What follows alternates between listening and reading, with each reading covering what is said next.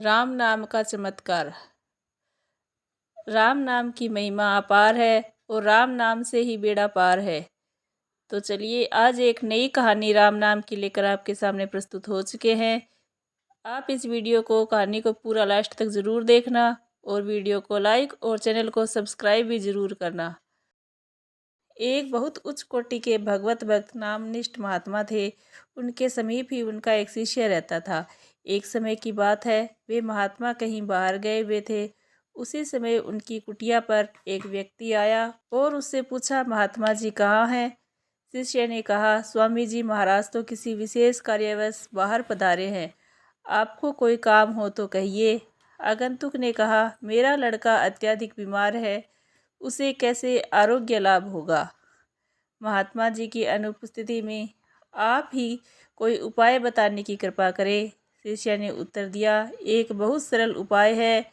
राम नाम को 3 बार लिखे और उसे धोकर पिला दे, बस इसी से आराम हो जाएगा। आगंतुक अपने घर चला गया। दूसरे दिन वह व्यक्ति बड़ी प्रसन्न मुद्रा में महात्मा जी की कुटिया पर आया। उस समय महात्मा जी वहाँ पर उपस्थित थे।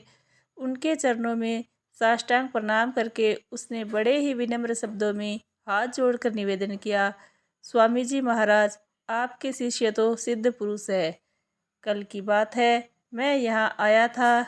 उस समय आप कहीं बाहर पधारे हुए थे। केवल ये आपके शिष्य थे। आपकी अनुपस्थिति में इन्हीं से मैंने अपने प्रिय पुत्र की रोग निवृत्ति के लिए उपाय पूछा। तब इन्होंने बतलाया कि 3 बार राम नाम लिखो और उसे धोकर पिला दो।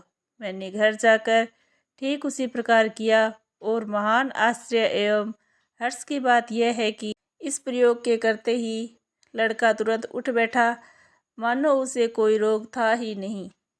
यह सुनकर महात्मा अपने शिष्य पर बड़े रुष्ट हुए और उसके हित के लिए क्रोध का नाटक करते हुए बोले, अरे मूर्ख, इस साधारण सी बीमारी के लिए तूने राम नाम का 3 बार प्रयोग करवाया। तू नाम की महिमा तनिक भी नहीं जानता। अरे एक बार ही राम का नाम उच्चारण करने से अनंत कोटि पापों का और भयंकर रोग का नाश हो जाता है और मनुष्य अनामय परम पद को प्राप्त हो जाता है। तू इस आश्रम में रहने योग्य नहीं है, अतः जहाँ तेरी इच्छा हो चला जा। इस पर शिष्य की आंखों में आंसू आ गए और उसने अपने गुरुदेव से बहुत अनुनय विनय की। संत तो नवनीत हृदय होते ही है, ऊपर से भी पिघल गए और उसके अपराध को क्षमा कर दिया। लेकिन महात्मा जी अपने शिष्य को भगवान नाम के मूल्य के बारे में समझाना चाहते थे। इसके लिए उन्होंने एक उपाय सोचा।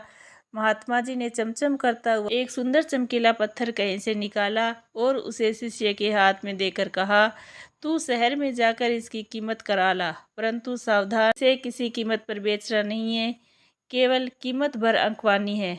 कौन क्या कीमत आंकता है, इसे लिखकर लौट आना। शिष्य इसे लेकर बाजार चल दिया।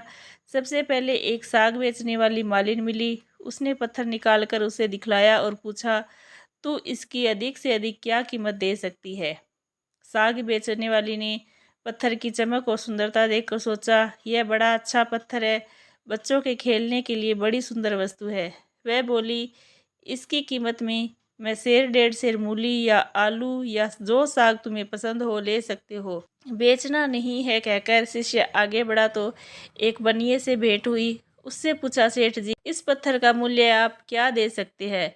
बनिए ने विचार किया, पत्थर तो बड़ा ही सुंदर तथा चमकीला है और खूब वजनदार भी है, अतः सामान तोलने में इसका अच्छा उपयोग हो सकता है। उसने कहा, 1 रुपया दे सकता हूँ। उसे इनकार करके शिष्य आगे चला तो एक सुनार की दुकान पर पहुंचा। सुनार ने देखकर विचार किया कि यह तो अपने बड़े काम की चीज़ है, इसे तोड़कर बहुत से पुखराज बनाए जा सकते हैं। अतः उसने कहा, अधिक से अधिक 1000 रुपये तक मैं दे सकता हूँ, बेचना नहीं है कहकर शिष्य बड़े उत्साह से आगे बढ़ा और एक जोहरी की दुकान पर पहुंचा। पहले जब गुरुदेव के पास से चला था तब तो उसे किसी जोहरी के पास जाने का साहस ही नहीं होता था, पर ज्यों ज्यों उस पत्थर के मूल्य में वृद्धि होती गई त्यों त्यों उसका साहस भी बढ़ता गया। अब उसकी दृष्टि भी बदल गई। उसकी जो यह मान्यता थी कि यह एक साधारण चमकीला पत्थर है, वह नष्ट हो गई। जौहरी को दिखलाकर उसकी कीमत पूछी। जौहरी ने विचार किया तो उसने हीरा समझा और वह उसके मूल्य में 1 लाख रुपए देने को तैयार हो गया, परंतु बेचना तो था ही नहीं।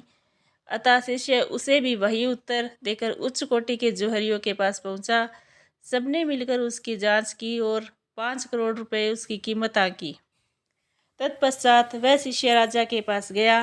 राजा साहब ने शिष्य को बड़े आदर से बिठाया और मुख्य मुख्य सभी बड़े जौहरियों को बुलाकर उस रत्न का मूल्य आंकने के लिए कहा। सबने विचार विमर्श के पश्चात आश्चर्य प्रकट करते हुए कहा, महाराज, हमने तो ऐसा रत्न कभी देखा ही नहीं, इसलिए इसकी कीमत आंकना हम लोगों की बुद्धि से परे की बात है। हमें तो ऐसा प्रतीत होता है कि यदि आप अपना संपूर्ण राज्य भी दे दे तो भी वह इसके मूल्य में पर्याप्त नहीं है। महाराज ने शिष्य से पूछा, ऐसा अनुपम रत्न तुम्हें कैसे मिला? शिष्य ने उत्तर देते हुए कहा, इसे मेरे गुरुदेव ने मुझे देकर केवल मूल्य पता करने के लिए ही भेजा है, पर बेचने की आज्ञा नहीं है। राजा साहब ने बड़े विनम्र शब्दों में कहा, इसका मूल्य मेरे राज्य से भी अधिक है। यदि तुम्हारे गुरुजी इसे बेचना चाहे तो इसके बदले में अपना सारा राज्य सहर्ष दे सकता हूँ। तुम पूज्य स्वामी जी से पूछ लेना। स्वामी जी उच्च कोटि के महात्मा हैं, इस बात को सभी जानते थे। अतः सबने बड़े आदर सत्कार के साथ उस शिष्य को वहां से विदा किया। शिष्य ने महात्मा जी के पास लौटकर सारी कहानी उन्हें सुना दी और अंत में कहा, गुरुदेव, मेरी तुच्छ सम्मति तो यह है कि जब राजा साहब इसके मूल्य में अपना सारा राज्य ही दे रहे हैं तब तो इसे बेच ही डालना चाहिए। महात्मा जी बोले, इसके मूल्य में राज्य भी कोई वस्तु नहीं, अभी तक इसके अनुरूप इसकी कोई कीमत नहीं आंकी गई। शिष्य ने आश्चर्य प्रकट करते हुए कहा, राज्य से बढ़कर और कीमत हो ही क्या सकती है? महात्मा जी ने कहा, यहाँ कोई लोहे की बनी वस्तु मिल सकेगी क्या? शिष्य ने उत्तर दिया, जी हाँ, आश्रम में कुछ यात्री आए हुए हैं, उनके पास तवा, चिमटा, कड़छी आदि लोहे के पर्याप्त बर्तन हैं। आज्ञा हो तो उनमें से कुछ ले आऊं? महात्मा जी ने कहा, हाँ, ले आओ। शिष्य कई लोहा निर्मित वस्तुएं ले आया। महात्मा जी ने जो ही उनसे पत्थर का स्पर्श कराया त्यों ही वे सारे लोह पात्र देखते ही देखते शुद्ध सोने के बन गए। यह देखकर शिष्य को बड़ा आश्चर्य हुआ। उसने चकित होकर पूछा, यह तो बड़ी विलक्षण वस्तु है, यह क्या है गुरुदेव? महात्मा जी ने उत्तर दिया, यह वह पारस पत्थर है जिसके स्पर्श मात्र से लोहा सोना बन जाया करता था। भला अब तू ही बता, इसकी कीमत कितनी होनी चाहिए? शिष्य बोला, संसार में अधिक से अधिक कीमत सोने की ठहराई जाती है और वह कीमत इससे उत्पन्न होती है, इसका मूल्य कैसे आंका जाए?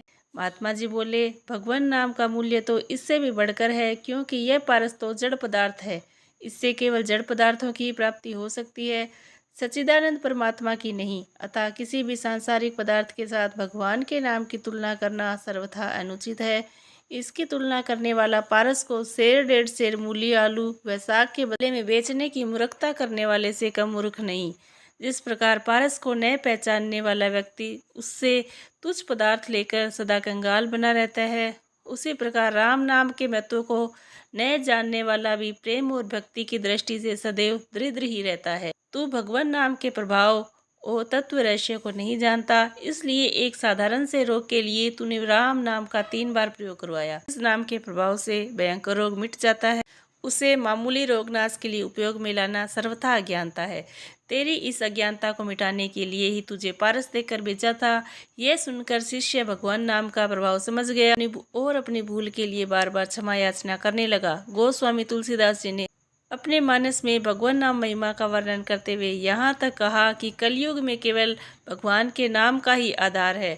श्री हनुमान जी ने इसी नाम के प्रभाव से भगवान श्री राम को अपने वश में कर रखा है।